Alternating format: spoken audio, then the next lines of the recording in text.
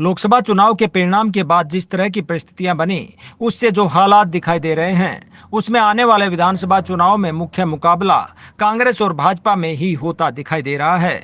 ऐसे में इन दोनों ही पार्टियों में टिकटों के लिए काफी जद्दोजहद होती दिखाई दे रही है। लेकिन कुछ हलके हैं जहां स्थिति कुछ स्पष्ट दिखाई देने लगी है, जिनमें खरखोदा हलका भी एक है। दिल्ली से सटे इस आरक्षित हलके में वैसे तो मारुति का कारखाना लगने से रोजगार की अपार संभावनाएं बनी हैं, लेकिन फिर भी यहां गंदे पानी की निकासी और लड़कियों के लिए सरकारी कॉलेज की मांग प्रमुख रही है। हालांकि यहां विधायक कांग्रेस का बनता आ रहा है, लेकिन पिछली बार जिस तरह से जेजेपी प्रत्याशी पवन खरखोदा सिर्फ 1500 वोट से पिछड़े थे, जो अब भाजपा के साथ चले गए हैं।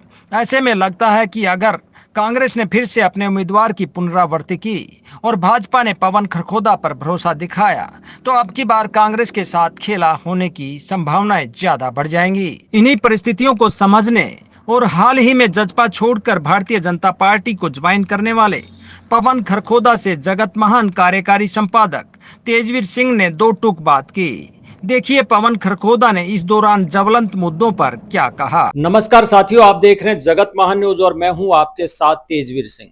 साथियों, जगत महान न्यूज की टीम लगातार आपको विधानसभा चुनाव में दावेदारों के विचार जो है आपके सामने रख रही है और आज भी हमारी टीम पहुंची है खरखोदा में। खरखोदा में हमारे साथ मौजूद हैं अनुसूचित जाति विकास वित्त निगम के चेयरमैन पवन खरखोदा जी। आइए इनसे जानते हैं कि ये पहले जेजेपी में एक कद्दावर नेता के रूप में कार्य करते रहे हैं, लेकिन अचानक नायब सिंह सैनी जी के मुख्यमंत्री बनने के बाद इन्होंने पाला बदलते हुए बीजेपी को ज्वाइन किया।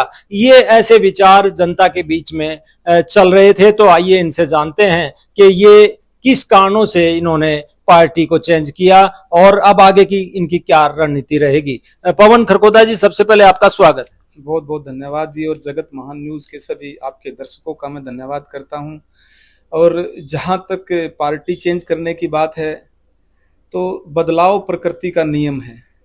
और मेरी जो जमा पूंजी है, मेरे हलके के लोग हैं, मेरे साथ जिनका जुड़ाव है, जो मेरे बड़े बुजुर्ग हैं, जो नौजवान साथी हैं, जो हर कदम पर मेरा साथ देते हैं, तो सभी लोग इकट्ठे हुए यहाँ पे खरखोदा जो मेरे साथ जुड़े हुए थे। तो उनका जो मन था, जो उनकी भावनाएं थी, उनकी भावनाओं के अनुरूप पवन खरखोदा ने कार्य किया है। और मैं पहले बीजेपी में ही था और अपने घर में वापसी की है मैंने। और कई बार परिस्थितियां ऐसी होती हैं कि राजनीति के हिसाब से अगर आप नहीं चलोगे तो कहीं ना कहीं आप पीछे रहने का काम आपके साथ हो जाएगा। लोकसभा चुनाव के अंदर जिस प्रकार के परिणाम आए और 5-5 का खेल हुआ, उसमें कांग्रेस पार्टी काफी उत्साहित नजर आ रही है और लोग उस तरफ जा रहे थे, लेकिन आपने जो है बीजेपी की तरफ जाना पसंद किया, ऐसा क्यों? देखिए, सबसे पहले तो बीजेपी देश को आगे लेके जाने वाली पार्टी है। और जहां तक बीजेपी में आने का सवाल है, तो मैंने पहले कहा है कि लोगों की भावनाओं के अनुरूप मैंने उस पे फूल चढ़ाने का काम किया है। जो मेरे क्षेत्र के लोगों ने जो मेरे को कहा, मैंने उसको आगे बढ़ाने का काम किया है। और जहां तक कांग्रेस, अति उत्साह में मानूंगा मैं कांग्रेस को, क्योंकि ये लोगों ने कांग्रेस को वोट नहीं दिए हैं, लोगों ने दिया है इंडिया गठबंधन को। उसमें कई पार्टियां शामिल थी और वो चुनाव राष्ट्रीय मुद्दों पे था, और ये विधानसभा का चुनाव होता है क्षेत्रीय मुद्दों पर।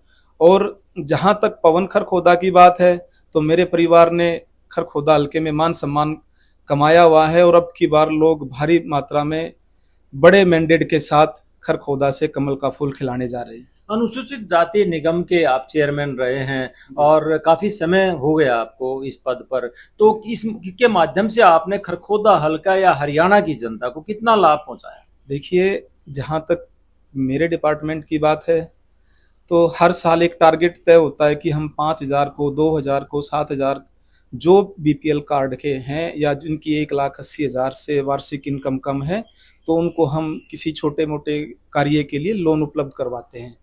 और मैं ये कह सकता हूँ कि जब से मेरे को जिम्मेवारी मिली है, मैंने जितना हो सकता था उससे आगे बढ़कर अपने लोगों के लिए प्रयास किया है और ज़्यादा से ज़्यादा लोन लोगों को देने का काम किया है।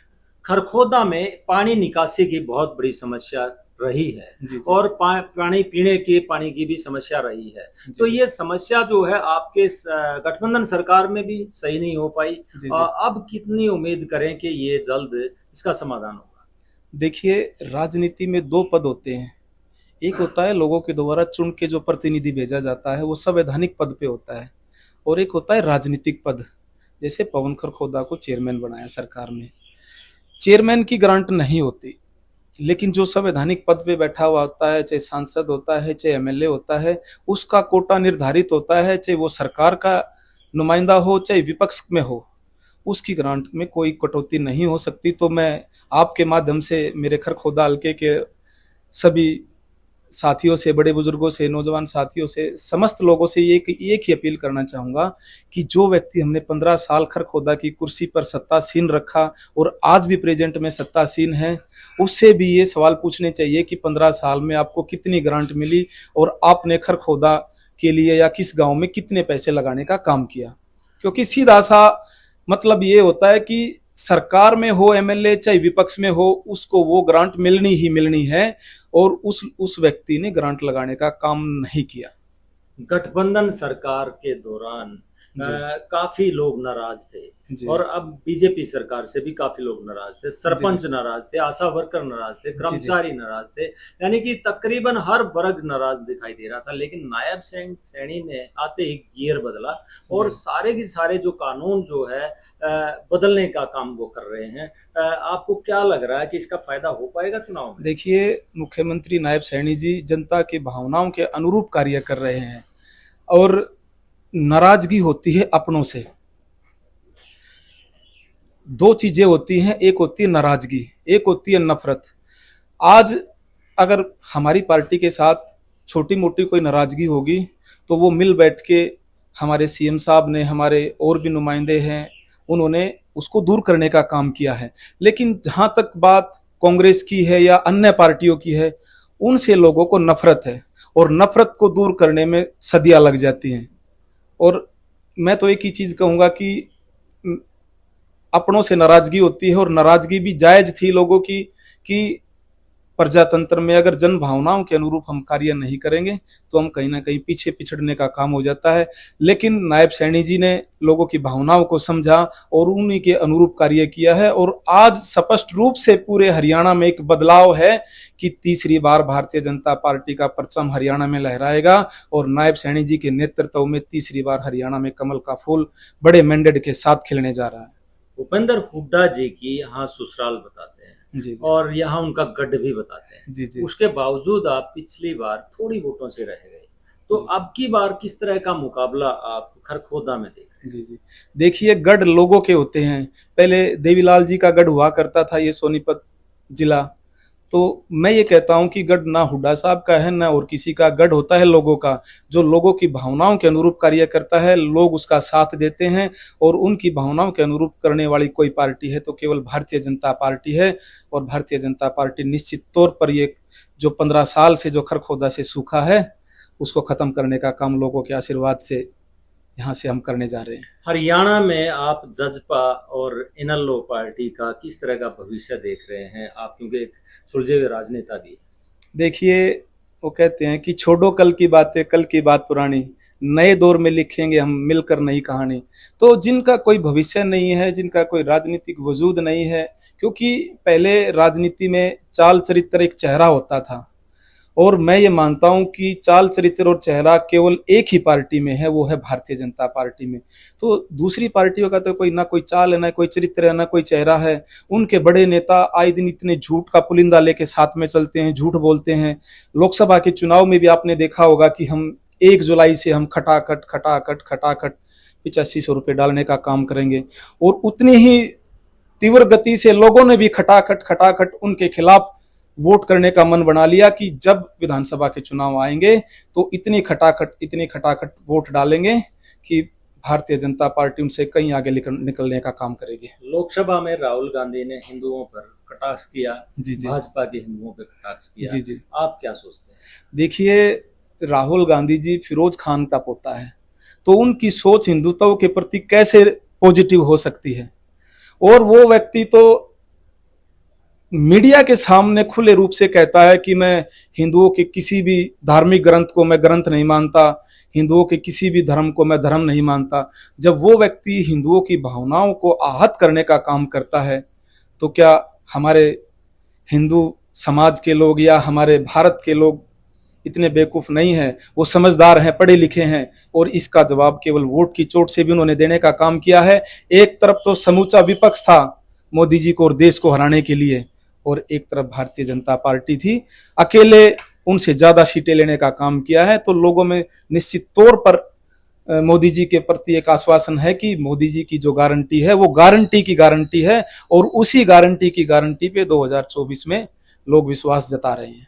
कांग्रेस पार्टी ने भी जो है जो दावेदार हैं उनसे आवेदन मांग लिए हैं 5 जुलाई से 31 जुलाई तक। जी जी अमित शाह जी आके निर्देश दे गए हैं कि 60 से 70 सीटें जीतनी है। जी जी आप हमेशा चुनावी मोड में रहते हैं जी। कि हर समय जो है आप हल्के के दौरों पे रहते हैं, तो जी। अब आप किस तरह से देख रहे हैं 2024 के चुनाव को? आपका विजन क्या है? मारुति का प्लांट तो यहाँ लग चुका है, जी जी। हजारों लोगों को यहाँ रोजगार मिलेगा लग रहा है। जी जी। अब आगे का क्या विजन है आपका? देखिए, लोग काम को देखते हैं, मान सम्मान को देखते हैं। पिछले 2014 से पहले 10 साल कांग्रेस का राज रहा। मैं आपके चैनल के माध्यम से जी मेरे खरखोदा हल्के के लोगों से यही प्रार्थना करना चाहूंगा कि 10 साल में क्या खरखोदा में कोई छोटी सी भी फैक्ट्री लगाने का काम कांग्रेस ने किया? नहीं किया।